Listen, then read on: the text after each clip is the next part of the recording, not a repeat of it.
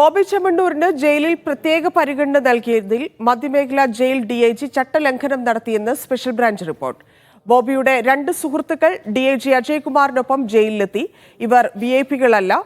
ഡിഐജിയുടെ ബന്ധുക്കളും ജയിലിനകത്തേക്ക് കയറി. ഡിഐജി ബോബിയെ കണ്ടത് സൂപ്രണ്ടിന്റെ മുറിയിൽ വെച്ചാണ്. സ്പെഷ്യൽ ബ്രാഞ്ച് റിപ്പോർട്ട് എഡിജിപിക്ക് കൈമാറി. എസ് ശരൺ ചേർന്നു. ശരൺ, എന്തൊക്കെ കാര്യങ്ങളാണ് ഈ റിപ്പോർട്ടിലുള്ളത്? നടപടി ഉണ്ടാകുമോ?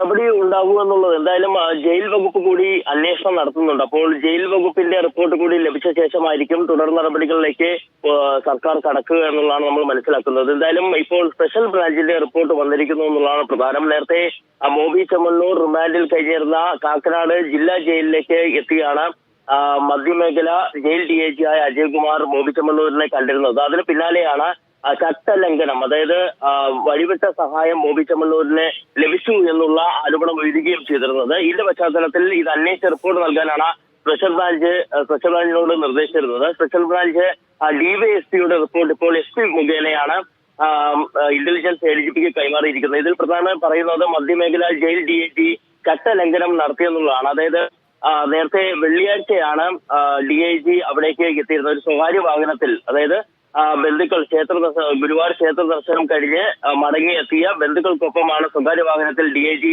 ജയിലിലേക്ക് എത്തിയിരുന്നത്. അതിനുശേഷം ഈ ബന്ധുക്കളെ അടക്കം ഉള്ളിലേക്ക് പ്രവേശിപ്പിക്കുന്നു. അതിന് തൊട്ടു പിന്നാലെയാണ് ബോബി ചെമ്മണ്ണൂരിന്റെ 2 സുഹൃത്തുക്കൾ കൂടി അവിടേക്ക് എത്തിയിരുന്നത്. എന്നാൽ ഇവർ വിഐപികളല്ല. ഇതിൽ ഒരാൾ തൃശ്ശൂരിലെ റിയൽ എസ്റ്റേറ്റ് ഇടപാടുകാരനാണ്.